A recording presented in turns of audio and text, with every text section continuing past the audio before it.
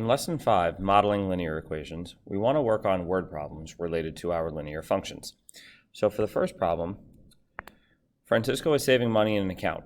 At the beginning of the year, he has $56 in savings, and he puts another $4 per week. Write a function, S of W, that models the amount of savings as a function of the number of weeks, W, Francisco has been saving. Then use your function to determine the amount of money he will have at the end of 8 weeks. So, we always need two things to write our equation. We need a slope and we need a y-intercept. And some of the key words that we look for slope, we look for per, each, things like that. And I see that we have another $4 per week. So therefore our slope is going to be 4. For a y-intercept, we look for words like beginning, start, initial, things like that. And it says at the beginning of the year he has $56. They also told us what letters we have to use here. So we want to make sure that we're not using X and Y, that we are using S of W and W. So our equation is going to look like this. His savings as a function of weeks equals the additional $4 he's saving per week, and again, should not be an X, should be a W, plus the $56 that he already has. So there's our equation. Now, if we want to find out how much money he's going to have after 8 weeks, we're going to plug in an 8 for X, or for W. You can also just throw this straight into your calculator and go to your table, or you can do it by hand. It's up to you. You end up with 32 plus 56, which is going to be $88. So at the end of 8 weeks, he will have $88. Maria charges $15 for every 2 hours that she babysits.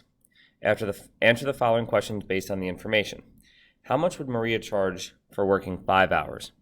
Well, the key is they tell us she works $15 for every 2 hours, which really means on average, she's making $7.50 per hour.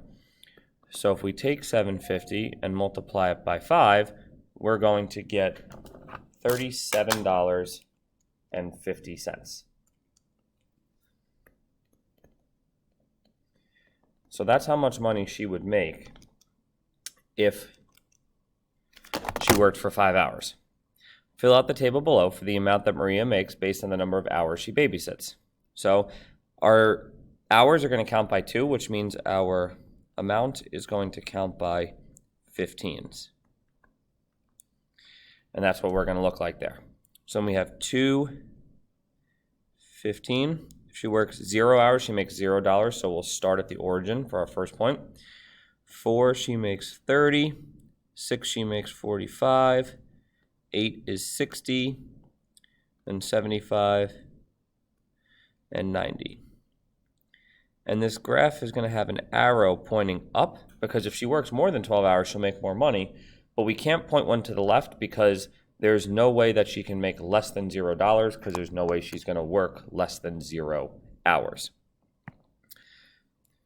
For part C, write an equation for the amount A that Maria makes as a function of the number of hours H she babysits. Keep in mind that she will make $0 for 0 hours.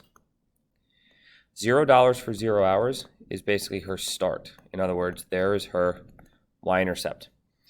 The other piece we need is our slope. Well, they told us she makes $15 for every 2 hours. So we found out before that that means she makes $7.50 per hour. And we said that the word per was usually a dead giveaway, that we are going to be talking about our slope. So they want us to use a couple different letters here. They want us to use A and H. So we're going to set everything equal to A. The amount of money she makes is $7.50 times the number of hours she works, H. And since our y-intercept is 0, because she makes $0 for working 0 hours, we're not going to go plus anything. You could put plus 0, but realistically it's just cleaner if you just put plus nothing. Number 3, a car leaves Albany, New York, and travels west towards Buffalo, New York. the equation d equals 280 minus 59t can be represented, or can represent the distance d from Buffalo after t hours. In this equation, the 59 represents. So what I'm going to talk about here is I'm going to talk about everything.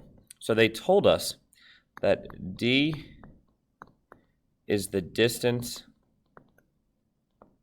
from Buffalo.